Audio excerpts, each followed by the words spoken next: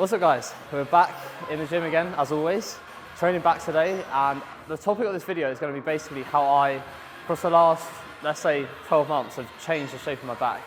You know, often you'll hear people say you can't change the shape of your physique, and that is true, like your structure is always going to be the same. However, when it comes to your back, there's so many different muscles on your back that, you know, if you bring up a certain area more than another, it will change the look of your back. And that was the goal of mine, you know, my goal this off-season has been improving my back to the point where it kind of, I guess, can hang with like pro-level physiques and be at that level where, you know, it's just ultimately got that density and depth that's required, because, you know, you look at some of the best pros, when they turn around, they've just got so much to their back in all areas. And it's very easy when you train your back to neglect certain areas or prioritize one thing and lose something off the other. So we're going to really talk about volume when it comes to training back, areas that you want to focus on, exercise selection, and like the things that you want to focus on in terms of movements to pick in and the things you don't. And just to really talk about form as well. And, you know, I think the back is something that is literally the most technical muscle group you're training. You know, you can't ignore execution, you can't ignore exercise selection, all the things you need to think about, because if you do, you're going to have imbalances there. So yeah, let's get into it. But today we've got deficit deadlifts, and they're going really well. It's just another training video, guys, but I just love showing you training right now because it's at that stage in the growing phase where things are flying. I feel really good. You know, we're about, what was it, like 2 months post-diet.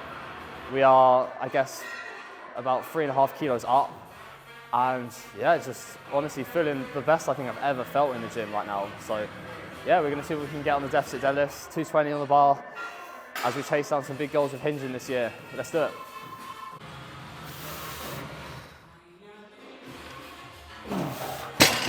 That might look like a weird exercise, but honestly it helps my deadlifting so much. I'm just snapping the bar into my shins. I'm like twisting the bar around my body. It just really engages everywhere you need. Often you see when people do a hinge, like they pull and then that happens, they go and the bar moves away from them. And when that happens, your back's going to go into rounding. You want to be going like this. You want the bar to be traveling that way, so you can use more of your hips and you can drive from your glutes. So what you need to cue is literally that, snap into you as hard as you can. It makes such a difference. If you get good at that when you pull, you'll feel so much more stable and you'll be able to drive from the areas you need.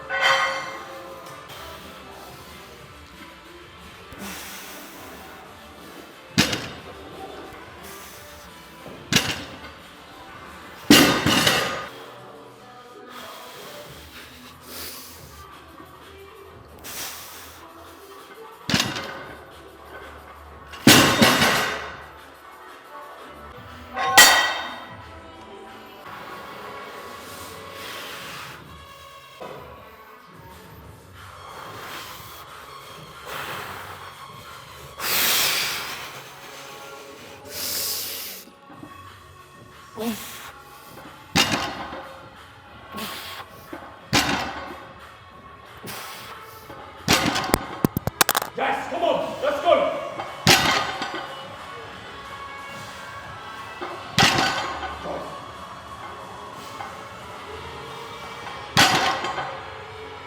Yes, come on!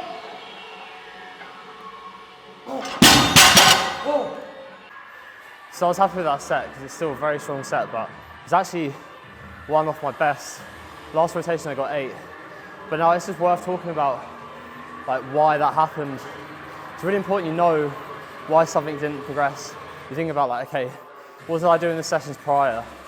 Now I definitely overworked for a progression on the hip thrust, I think. And I just felt a little bit less recovered going into this session today. Equally on my quads as well. Maybe it's just essentially the progressions I'm taking out of the movements is now feeding into kind of fatigue going into other sessions. I'm also in week 9 of my meso. Now I hate to sort of use that as a reason to not progress because once you think about that, it can throw you off. But it is worth understanding like those little details can make a difference. Now I went up 2 reps last rotation. So I went from 220 for 6 on deficits to 220 for 8, and now I'm back down to 7. And it was an easy 7. Like last time the 8th really threw me out, like it was a proper grinder, whereas today it was pretty comfortable. So I think also just kind of not like going for those 50-50 reps. I keep saying this, and people keep saying like, why not? Like why not go for a 50-50 rep? But I'm really starting to realize like fatigue management when you're strong and you're hinging and doing heavy things at a high frequency matters so much. So just don't get ahead of yourself with progressions. Like if you think you can get a 2-rep progression, but you know that second rep is going to be sacrificing form, it's going to be a proper 50-50 all-out rep, you might be better off just going, okay, I'm just going to take that progression that I got, because that's still a huge win. And then you're not building up too much fatigue and you can get more out of your sessions in the long run. So I'm still happy with that. Like 220 for 7 on a deficit is really strong. I also didn't have like as much knee flexion because my quads are a little bit sore. Whenever they're not 100%, I just get kind of forced into a stiff leg. But we'll know to fix that next time around. And like maybe just avoid like the crazy force reps on even my hacks and stuff like that, because I don't need more quad, I need more erector, and I need to keep progressing these hinges. So we're going on to a T-bar row, and this is kind of when we start talking about like how you bring up certain areas of your back. And when you want to focus on a certain area, what do? You always start on the area you want to progress the most on your back first. So I decided with my back right now, after a good amount of time focusing on lats, I now need a bit more pop and densities in my back, so focusing on the mid-back. So what I do is I'll go onto the T-bar now as the first like back isolation movement. Now, I just want to stress you can't isolate a certain area of the back, but it's something that allows you to bias something a bit more basically. So the T-bar row is biasing a bit more mid-back. We're just thinking about like getting strong, going into protraction, and then getting into retraction. So moving the scap, getting as much scapular movement as possible and getting strong by doing that. This is something that, you know, a lot of people can overlook, because a lot of the time when people do these movements like a row for the mid-back, their form goes to shit. They just start throwing it about, their torso moves too much, so they can't get into protraction, because if your torso goes away, like if your torso's going this way, and I'm trying to stretch out at the same time, I'm not protracting, am I? I'm just moving my whole body away that way. Protraction is like lengthening of the scap is caused by the arms moving away from the torso to therefore spread your scap out, right? To get your delts forward. So you can't do that if your body's moving with it. So the key thing really is to just focus on being very precise with what you're doing. You've got chest supported movement here. It's going to enable me to target the mid-back the most accurately. So we're going to start with this and get strong at getting into retraction. An area that, you know, for me, I think it's not terrible, but it's just, you see some of the top pros have got a lot of thickness through their traps. So you've just got to keep chasing it really.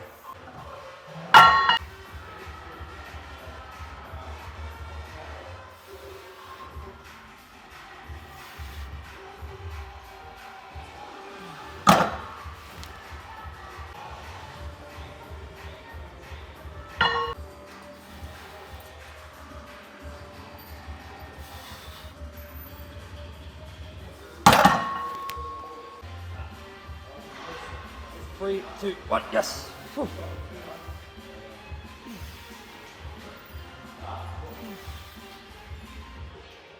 Nice. One. Let's go.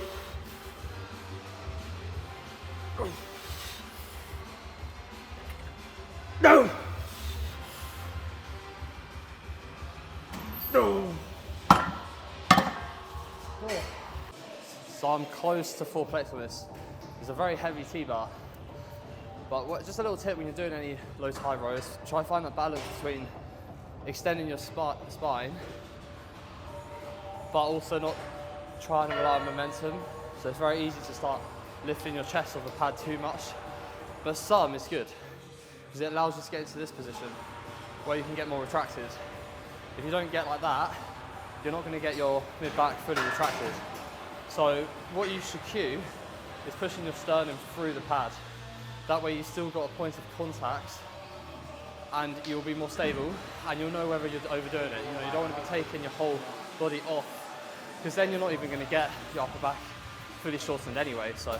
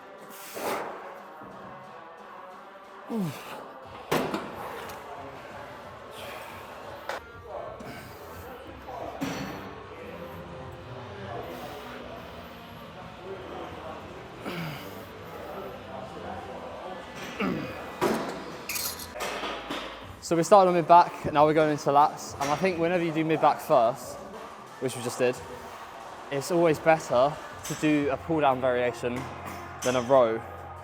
Unless the lat row you have is very good for kind of bringing in the lat, you're better off just doing a pull-down, because that's the thing that will take out the mid-back more, you know, bringing the elbow down to the hip. The function of the mid-back is to kind of pull from low to high and flare the elbow. So, I would just prioritize a movement where you can really focus on driving that elbow down to your hip. On this movement, it's good because I can really kind of situate myself here and let the arm, if I'm facing this way and I'm doing my right arm, I'm kind of letting my arm pull me across here. So if I was facing this way and doing my right arm, it's not really getting much stretch. If I come here now and keep my upper arm here, my midline of my torso is now way closer to my upper arm, and it's going to force a really nice stretch through the lat. When you actually look at someone's lats, they really wrap around, so you can get a way bigger stretch through the lat without bringing in any other muscle groups when you think about going this way as opposed to going like that. If I go like that, I'm trying to stretch out the lat more, it's not really stretching. All I'm doing now is reaching for my delt, my trap, and so on. So yeah, prioritize the pull down variation where you can keep the upper arm basically tucked in hard and then pulling down the elbow down to the hip.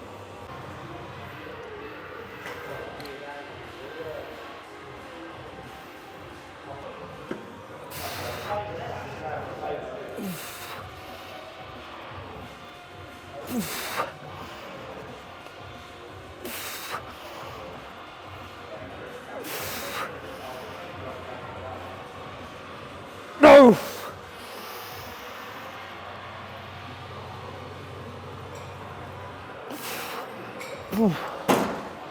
Oh, fuck.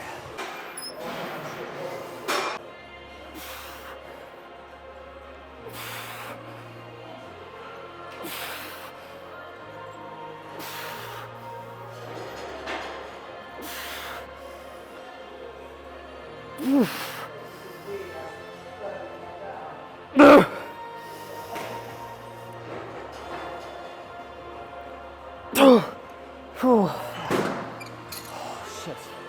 That burns a lot, it's fucking hell. I'm gonna just quickly mention something. Something I'm realising is it's really the case when you progress in a growing phase. When you're training in a surplus, your first 12 weeks, or let's say even just your first 8 weeks, it's so easy to progress. Once you get further in, you will start to kind of chase things that aren't there, and you're just ultimately going to just sacrifice a form. So what I would suggest is to be realistic with what you're doing with your training, because at the end of the day, you can expect to progress all the time, but that's not realistic. It's realistic to progress, let's say, like a quarter of a rep every single rotation, 100%. But when you get further into your growing phase, it will slow down, and that's fine and that's normal. And it's about understanding that. And it is quite hard to understand that because, you know, naturally you're someone that's just, if you love training, you want to progress all the time. But, you know, once you start to get what you should be doing and what's realistic, and then also what you shouldn't be doing, the more sensible you'll be with your training. So you won't chase things that aren't there, you won't bring up fatigue too much, and you won't loosen off your form.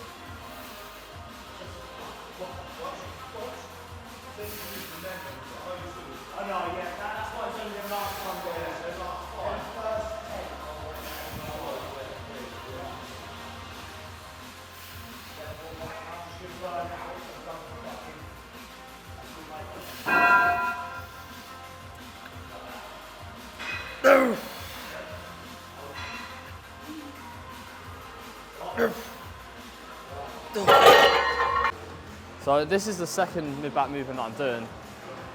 For a long time, like my literally last push-up, I did one mid-back movement per session. And like I said, I was kind of focusing on more lats, and my back kind of really reflected of that in terms of the progress. So now we're just implementing more mid-back work, so 4 sets per session. And on this one, it's a bit more narrow, and it's basically just getting us into a big stretch. And then we're trying to flare the elbows still, but because it's more tucked in, we're getting a lot more mid-back, like traps, as opposed to a bit more reared out. So yeah, I really like this movement. It's probably one of my favorite upper back rows in here. Well, actually no, it is my favorite.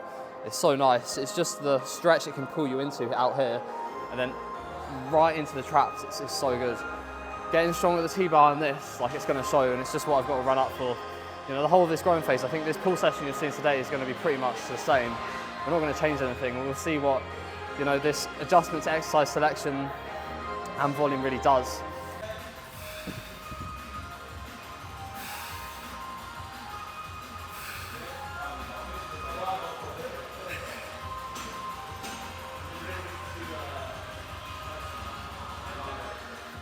No.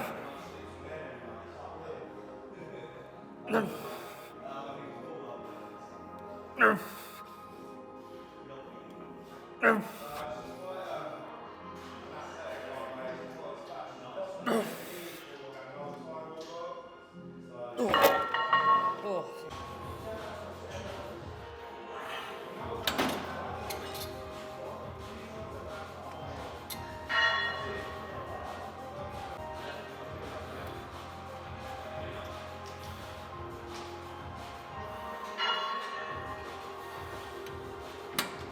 So I've just introduced this new movement, which is like a single arm terrace by pull down. Usually I do both arms at the same time, but I'm noticing my left side just doesn't quite connect as well. And I notice it when I pose, like I don't have as much up here. So if you have that, like if you have an issue where one side doesn't connect, do it single arm. Like, yeah, okay, it might take a little bit longer, but it's only gonna add like an extra 5 minutes to your session, and it will make you have a much better connection. So what I'm doing is just using my other hand to brace and be stable, and I'm just literally focusing on bringing that elbow down into my armpit, like just above here. So I'm working right at the top of my lat. So we'll see what this does doing it single arm, but it feels so much better. So I'm quite excited to run this up.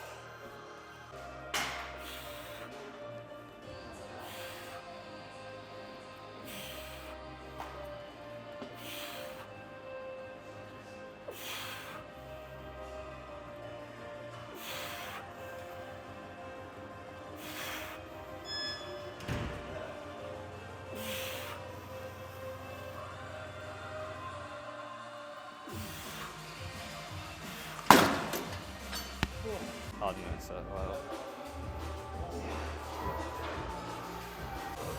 right, so single arm row. This drops off in the short, so it's literally perfect to do at the end. So now the lat is pretty fatigued. We've done like a fair amount of lat work. We're going into this. You'll see kind of how it moves. If you sit back a little bit, it drops off. But the reason it's so good for a row is it pulls you down into the pocket, so the elbow moves into your hip. So literally just right into there.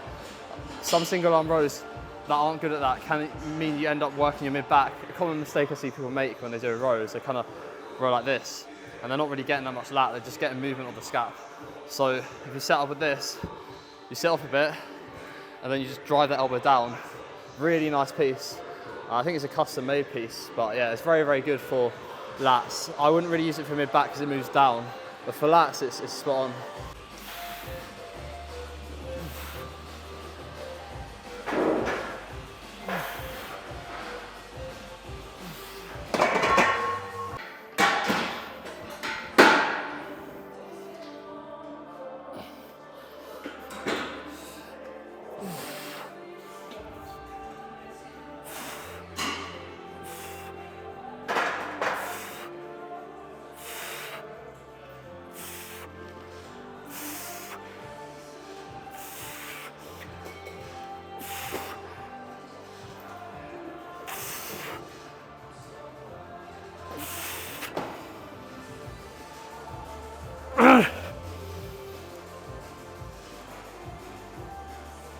Oh,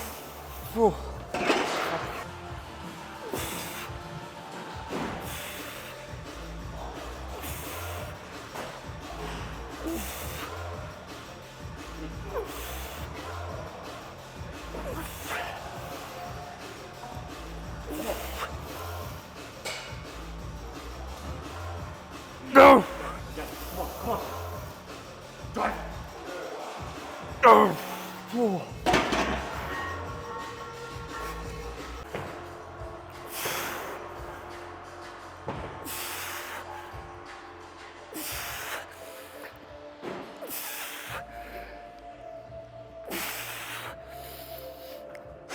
No!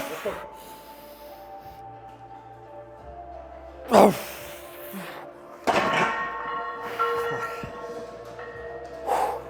So going on to this scary machine. It's a rid out row. Really nice if you can get in and out of it. But yeah, what I'm doing is I've got this approach with delt work at the moment, which, you know, I'm someone that really believes that volume, if you overdo it, can really take away from performance, 100%. But on smaller muscle groups, they're way less fatiguing. Like, a bicep curl isn't going to ruin much, you know. If you're more bicep work, you're not going to take away from your deadlifts that much at all, you know, stuff like that. Whereas if you did loads of squats and stuff like that, you would. So it's about being selective in where you increase volume. What I'm doing with my lateral raises, and now I'm going to start doing my rear delts, given how good a response I've seen with my lateral raises, is I'm going to slowly increase volume over time until I have to devolume. And once I devolume, then I'll go back to the baseline level and then I'll just bring it up again. Which just sounds like something, you know, a lot of people do, right? But I'm someone that's very against just increasing volume on loads of things because it can take away from performance so much. It really can. So what I'm going to do, every 2 weeks I'm going to introduce a drop set at the end of my last set. And then 2 weeks later, I'm going to take that drop set and I'm going to turn it into a straight set. 2 weeks later, I'm going to take that into a drop set. 2 weeks later, I'm going to add a drop set. 2 weeks later, that drop set is added turns into a straight set. I'm going to keep doing that. No matter how many weeks I go on for, once I devolume, I can bring it back down. But it's just going to push volume on and on and on and on. And we're going to see what it does to those smaller muscle groups that I want to bring up more of, which is my delts. I just feel like I'm naturally quite narrow through my clavicles, so to offset that, I need to get a lot here. And it's going well so far, but now I'm gonna, because it went so well, I'm gonna start doing it on the delts. So today we're gonna do, instead of 2 sets, I'm gonna do 2 sets and a drop set. And the reason why I'm doing this like slow change from drop set to straight set is it gives you a chance to adapt every time. The body has a crazy way of adapting, it really can adapt. So if you do a drop set and then you turn it into a straight set and you keep doing that, you're not really changing much. You're just bringing it up a little bit every 2 weeks, as opposed to just throwing more and more sets at you to the point where it can really sacrifice the quality and ease into recovery. First time pinning the rear delt row, which is exciting. When I first used this, it was very heavy, but I guess, yeah, just sticking at it. Now we're finally adding something on the stack.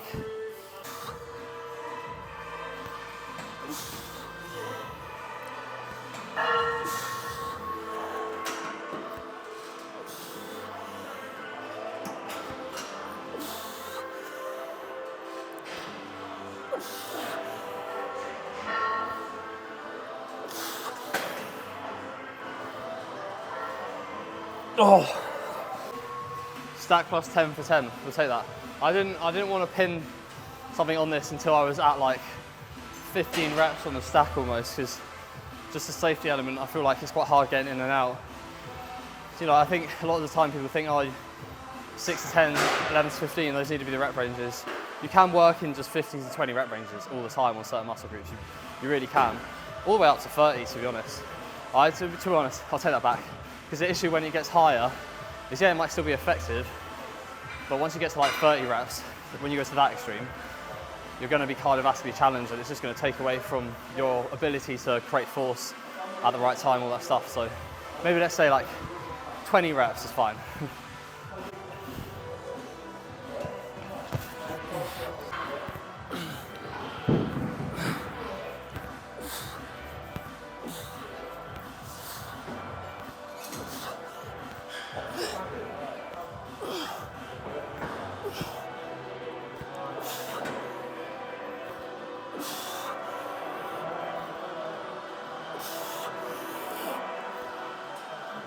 Oh.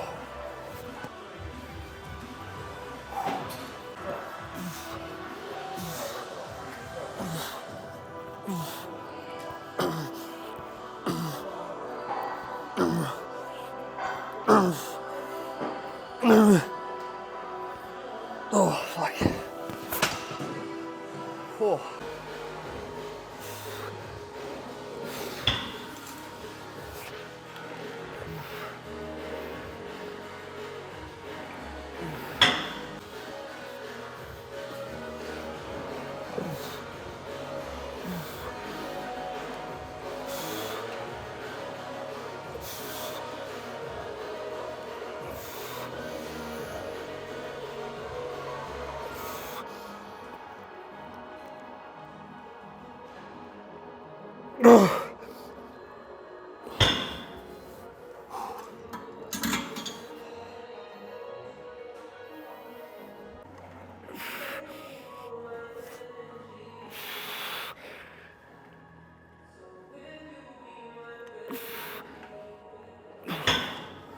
Oh.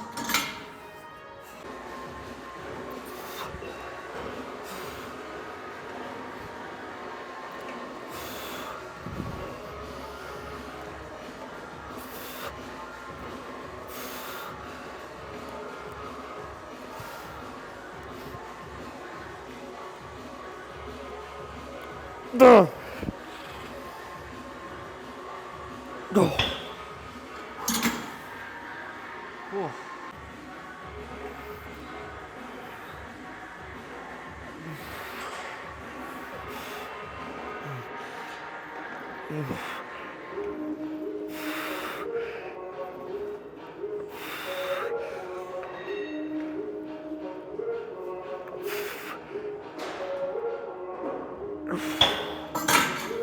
Oh, fuck.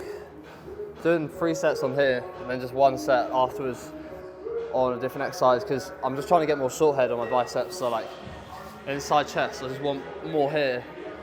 I don't really want more here because when I hit my front lat spread, it gets in the way. It just covers my whole lats because I've got short arms, so I can't create that space. Whereas like here, you can see my lats. Here front lat spread, like they cover a big chunk of my lats. So yeah, it's a bit of a weird issue to have, but just trying to like, you know, I guess it just shows like for people, they have very specific, in bodybuilding you can have very specific needs for training. So, you know, don't be taking that as an example for yourself, basically.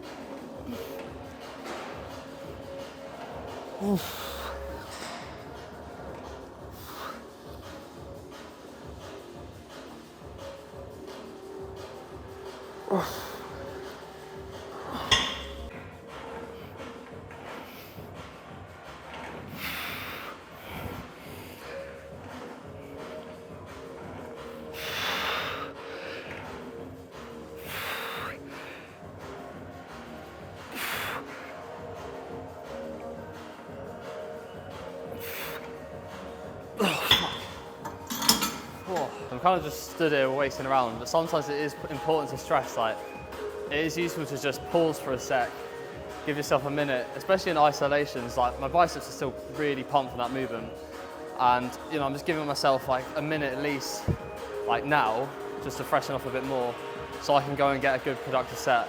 It's so easy now, I'm like, last set of the day, just get it done. You can't be like that. If you're trying to be really purposeful with your training and get the most out of every set, you've got to take your time. You know, I don't think you need to time your rest at all. I always stress this to clients that you shouldn't be timing your rest. You should just know, like, just wait until you feel like you're ready to go. Like, if you've still got a lot of lactic acid in your muscle, you've still got a massive pump, and you feel like you can't really contract, just give yourself like an extra minute and just wait until you're essentially in a better position to train.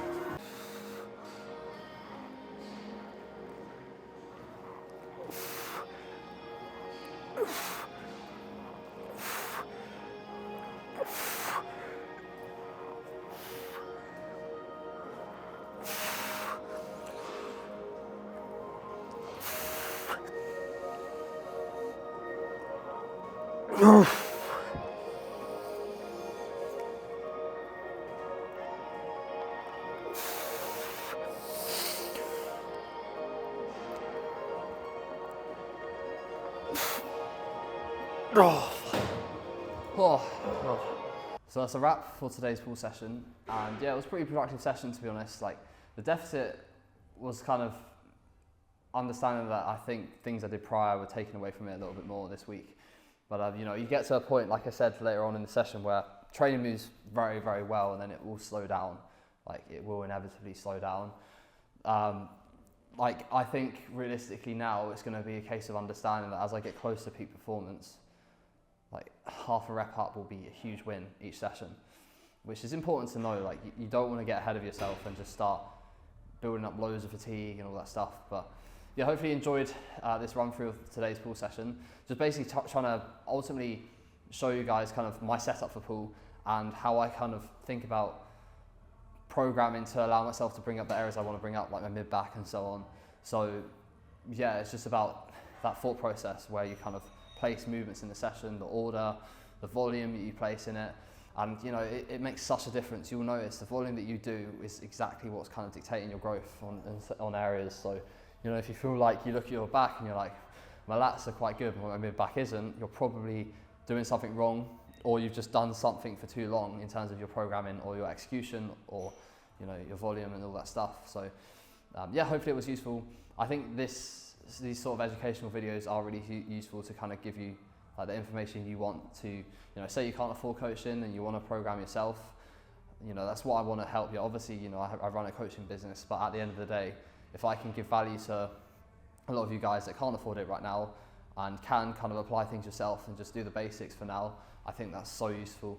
But yes, his training is going well, and I'm loving it, and you know, we've got another year of this, so just more of the same really in terms of the content, and then prep will be around, and then obviously we'll switch up and we'll have a prep series to cover on YouTube. But that's natural bodybuilding, it takes time. you know, it takes a long period of time just sticking at it in a surplus, and it feels pretty monotonous sometimes, like doing the same thing over and over again. But you know, getting stronger in the gym is so rewarding, so it just makes it so fun. Like even though I'm doing the same movements, I'm tracking them, I'm progressing them, you know, it's so rewarding when you have these big goals, you chase them down, and then you diet down and you see what you've done with your physique. And I know like this year off is going to be what I needed. I'm going to be so grateful I did it. I could technically prep, you know, in a couple of months. I'm in a decent-ish position, probably not the best position, but I probably could do it if I wanted. But it's not happening. I don't want to do that. There's more growth to be had before we step back on stage. So yeah, this year you'll just see me grow more as opposed to getting lean. And then 2025 is, you know, it's all about the pro debut. But enough of me, I'm just rambling. So thank you for watching, guys. I appreciate all the support as always. We'll keep the content coming, and yeah, I will catch you in the next video. See you soon.